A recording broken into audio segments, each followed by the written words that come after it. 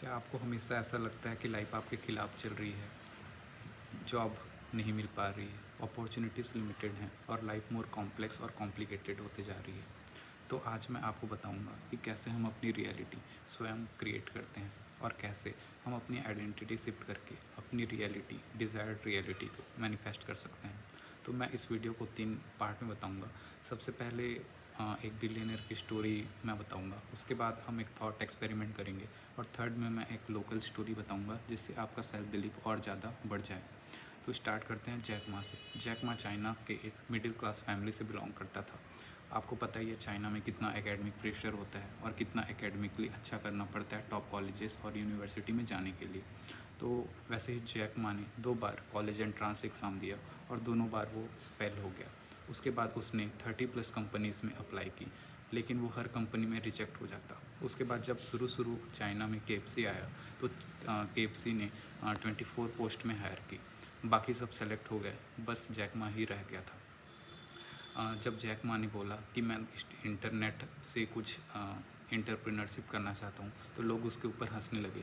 तुम्हें टेक्नोलॉजी के बारे में कुछ पता नहीं है, तुम तो टेक्नोलॉजी में एक्सपर्ट नहीं हो, ये वर्क नहीं करेगा। बट जैक मा के दिमाग में एक सिंपल लाइन थी कि आज मैं अगर सक्सीड नहीं हो सकता तो मैं लर्न कर सकता हूँ। उसने रिजेक्शन को कभी स्टॉप सिग्नल नहीं माना और आगे काम करते गया।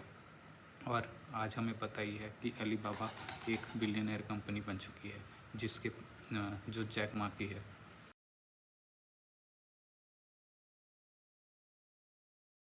अब हम एक थॉट एक्सपेरिमेंट करते हैं। रियल लाइफ में इमेजिन करो 2 लोग, दोनों सेम क्वालिफिकेशन है, दोनों का सेम एजुकेशनल बैकग्राउंड है, दोनों सेम ड्रीम रखते हैं, दोनों एक जगह इंटरव्यू देते हैं, दोनों रिजेक्ट हो जाते हैं, सेम ईमेल और same line, we will regret to inform you that. अब पर्सन ए के ऊपर चलते हैं। पर्सन ए एक कंक्लूज़न ड्रॉ करता है, शायद मैं इतना कैपेबल नहीं हूँ। इसके कारण क्या होता है, जब वो नेक्स्ट फॉर्म भरता है तो वो हेजिटेट करता है। जब वो नेक्स्ट इंटरव्यू देता है तो इंटरव्यू में शॉर्ट आंसर्स देने लगता है और सेफ आंसर्स देता है। अपनी एक्सपेक्टेशंस को वो लो करने लगता है ताकि उसको फ्यूचर में हर्ट ना हो।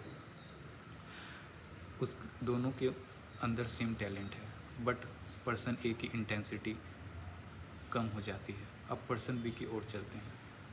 अब पर्सन बी भी रिजेक्ट होता है तो वो भी हर्ट होता है ऑब्वियसली, बट वो डिफरेंट कंक्लूज़न निकालता है। पर्सन बी अपने सीवी को इम्प्रूव करता है, अपने आंसर्स को केयरफुली एनालाइज और ऑब्जर्व करता है और अपने इंटरव्यू को सीरियसली लेता है। टैलेंट सेम है पर डायरेक्शन डिफरेंट हो जाती है। अब 3 महीने बाद पर्सन ए बोलता है कि शायद मेरी किस्मत ही ख़राब है, मार्केट ही ख़राब है। लेकिन पर्सन बी बोलता है कि मुझे समझ आ रहा है, मुझे पता चल रहा है कि मैं कहाँ वीक था। जैक मा यहीं पे डिफरेंट था। उसने रिजेक्शन को अपना फाइनल वर्डिक्ट नहीं माना। अब हम वीडियो के थर्ड पार्ट की ओर चलते हैं, जो है एक लोकल रियल लाइफ स्टोरी, जिससे आपका बिलीफ और ज़्यादा बढ़ जाएगा। ये स्टोरी है समृद्धि, पुणे महाराष्ट्र की, जो अमेजन में काम करती है।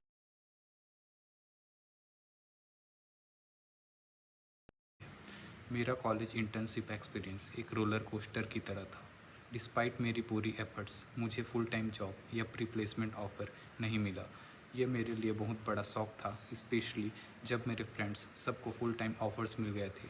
मैंने कम्प्लीटली लॉस्ट और डिफीटेड फील कर रही थी। लगता था जैसे लाइफ मेरे अगेंस्ट काम कर रही हो। मेरा पास्ट भी ईजी नहीं था। मैंने 13 सालों तक डोमेस्टिक वायलेंस सर्वाइव कर चुकी थी और मेरी कैरियर कभी क्लियर नहीं थी।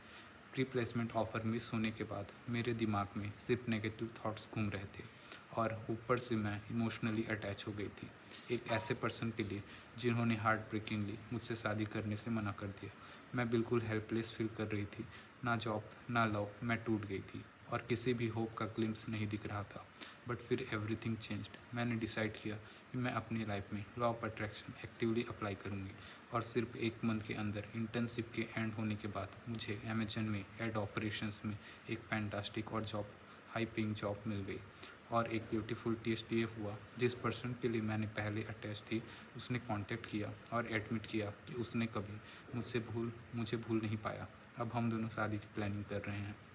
लॉ ऑफ अट्रैक्शन ने सच में मेरी लाइफ की हर डिज़ायर को मैनिफेस्ट कर दिया। मेरा लाइफ कम्प्लीटली ट्रांसफॉर्म हो गया और मैं इस नए चैप्टर के लिए इंक्रेटिकली इनक्रेडिबली ग्रेटफुल हूँ।